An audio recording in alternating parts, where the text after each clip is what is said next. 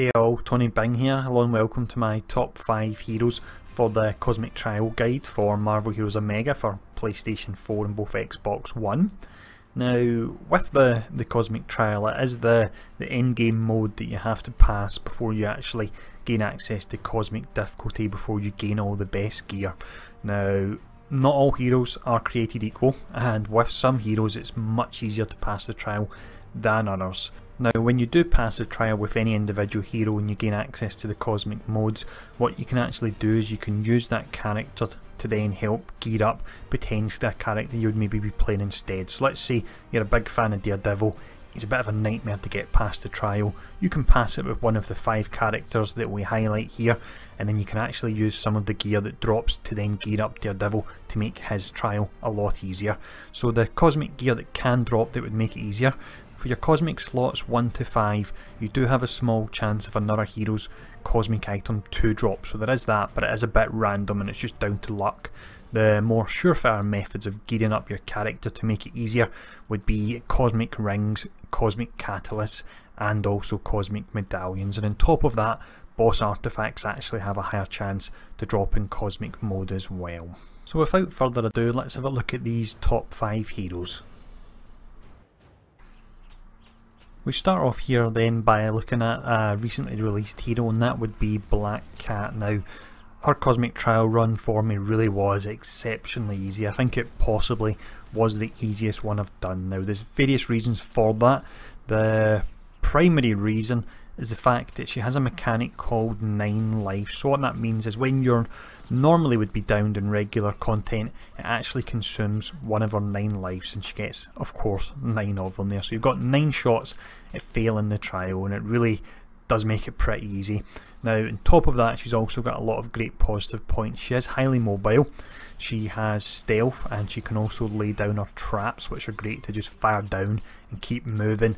And then of course you have that fantastic trap signature of hers as well that does a huge amount of damage over 2 damage portions, and through talents we can get it so it will automatically crit for both the damage portions as well. So really fantastic character overall, and one that will be able to get you through the trials in no time. But personally, I would recommend taking her further in the trials and playing with her in endgame content as well, because she really is a heap of fun. But let's have a look at the next hero. So next up we have She-Hulk, and she is actually a hero that, truth be told, when I'd done the trial with her, I managed to do it first time, and I was actually a bit preoccupied as well because I had the little man in the room running around putting me off, but I was still able to pass this trial first time.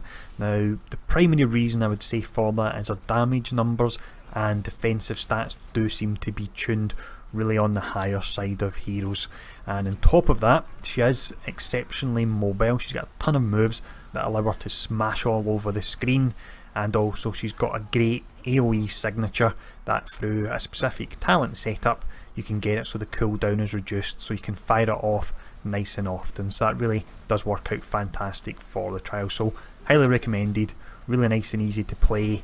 And yeah, this is one of the simplest trial runs you will get. But let's have a look at the next hero. Next up we have Kitty Pryde, and she comes along with Lockheed as well, and he really does help a lot. He is able to lay down a lot of burns, and any kind of dot in the Cosmic Trial really does help because you can hit and run and stay mobile. Now, on the subject of staying mobile, she has quite a few skills where she can phase under the ground and leap up, so they keep her mobile. You do a lot of damage with them, but she's actually invincible while casting them, and she has 3 skills in total that she will be invincible while casting, and that really does help out from the survivability aspect. Now, on top of all this, she actually has a really hard hitting signature. That is one of the skills that provides her with invincibility for a good few seconds while it's going off, and the signature will hit enemies over a wide area as well. So that always works out great when all the mobs are grouped together in the trial. But let's now have a look at the next hero. The next hero we look at is one of my favourite heroes in the game due to the huge amount of actual utility and diversity he has in his kit. He really is great. Now, the hero in question would of course be Iceman.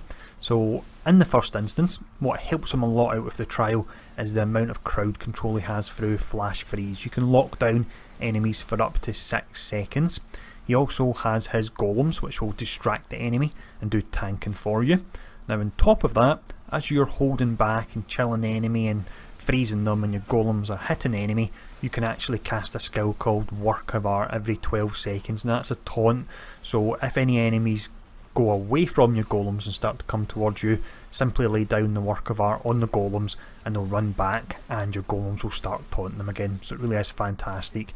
Now, just before we look at the final hero, I will mention that he also has a great signature, does a whole lot of damage, locks down the enemy, and you're also invincible when you use it as well. So fantastic hero, and again, like the first hero we discussed, this is one that I would really recommend taking into in-game content as well, just not simply using them to pass the trial. That would be a bit of a waste in my opinion. But let's have a look at the last hero here.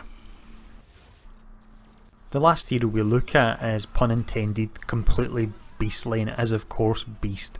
Now, what makes Beast fantastic, and I don't think there's any other heroes that are able to do this, is that 5 of his skills actually don't have any kind of animation when you cast them, because they are skills where you're calling in support from the Blackbird or other X-Men. So what you can do is you can just keep moving, as you can see I'm doing right now, and while you're doing that you'll call in all these skills and you'll place down all these dots on top of the enemy. Now, the only 2 skills that actually have cast animations on them, which would be Nightcrawler and your signature, were actually invulnerable while casting both of them as well, which is really fantastic. Now, one final thing I will mention before we finish up here is Beast also has a great defensive proc that can automatically activate through a talent selection once you hit 30% health. So if you do get hit, which is unlikely with how much you're moving, you've got that as a backup as well. So really nice and easy one here. So that is my top 5 heroes for passing the Cosmic Trial within Marvel Heroes Omega.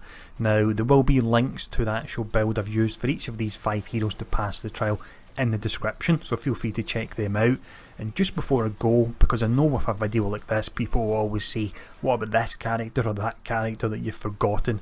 Other heroes that can be great for passing the trial in my experience and make it nice and easy would include Angela, Blade, Colossus, Doctor Strange, Jean Grey, Magic, Nova, Scarlet Witch, and also Storm. So as you can see, there really is a nice selection of heroes that when built correctly can pass the trial nice and easy. But the 5 we've mentioned, they really are on another level for making it easy. So I hope this video was useful as always. Any questions, feel free to ask, and I'll see you all again soon.